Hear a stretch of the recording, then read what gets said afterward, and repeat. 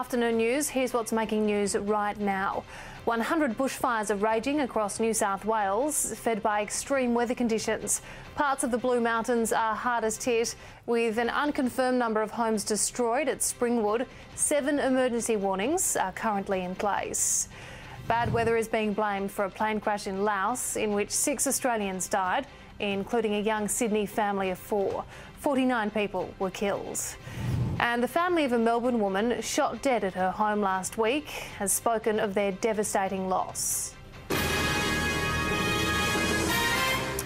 All right, let's get the very latest now on the bushfire emergency in New South Wales. Blazes are burning out of control right around the state. Properties have been destroyed and many others are still under threat.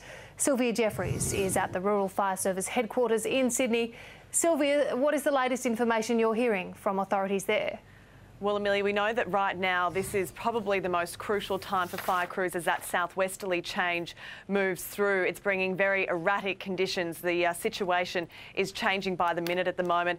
Earlier, we were told that residents around Balmoral Village and Yandera around the southern highlands should move toward Bargo if and when it was safe to do so. We've now been told that with that wind change, the embers and flames are now moving towards Bargo, so that area is coming under threat. So anyone around Bargo, Balmoral Village or Yandera is advised that now is the time to take shelter.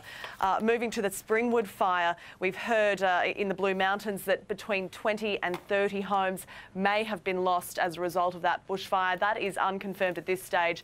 We have certainly seen pictures from our helicopter of a number of properties up in flames in that area, and we are hearing reports now, unconfirmed reports, that that fire may have started as a result of fallen power lines. Obviously, with these terrible winds today, it's not hard to imagine how those power lines could have come down. We've seen gusts up to 100 kilometres per hour across the Blue Mountains area. Now, another area of concern as a result of this wind change is Doyleston North near Lake Macquarie. That fire has been burning for a couple of weeks, but only in the last couple of hours it's flared up again. So fire crews are very concerned about the situation there. And again, we're hearing reports that 1 or 2 properties may have been lost there at the moment. Here at the RFS headquarters at the moment, Premier Barry O'Farrell is being given a briefing from the Fire Commissioner. The Premier has already said to us that if we get through this day with less than 100 homes lost, then we've been very lucky. So that's a very dire prediction on what is a terrible, terrible day for New South Wales fire crews, Amelia. Yeah, it is all moving very fast indeed. Sylvia, thank you. We're going to go to one of our reporters now in one of those fire zones, Lithgow, west of the Blue Mountains, where a large bushfire is burning out of control towards Mount Tomah. And Dimity Clancy is on the ground for us. Dim, what's the latest where you are? Well, Amelia, a short time ago, a spot fire flared up at a property just about 100 metres down the road from where I am at the moment at Clarence. Now, that fire sparked extremely quickly and destroyed a car and a shed on that property.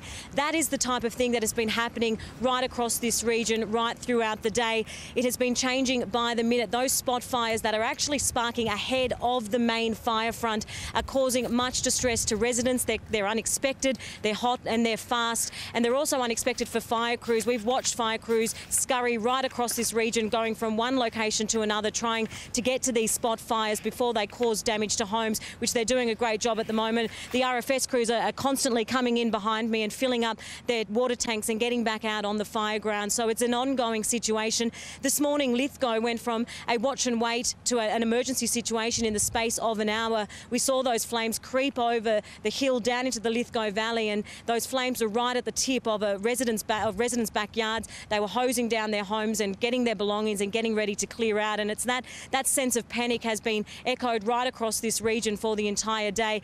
This situation is far from over. It's going to be a long night ahead. The wind we thought had died down a little while ago, but it comes back in gusts. The temperature has certainly dropped significantly in the last hour. Hopefully that will provide some relief, but it's still a very ongoing situation. Those spot fires are flaring up right across the region. So it's just a matter of staying on top of it. Residents listening to the warnings and making sure that they steer clear and contact authorities the minute they see trouble on their property. Amelia? All right, an anxious time for everyone there. Dim, thank you. We will let you get back to it, and of course we will have extensive coverage here on 9 News and for our Sydney viewers right throughout the evening on the bushfire situation.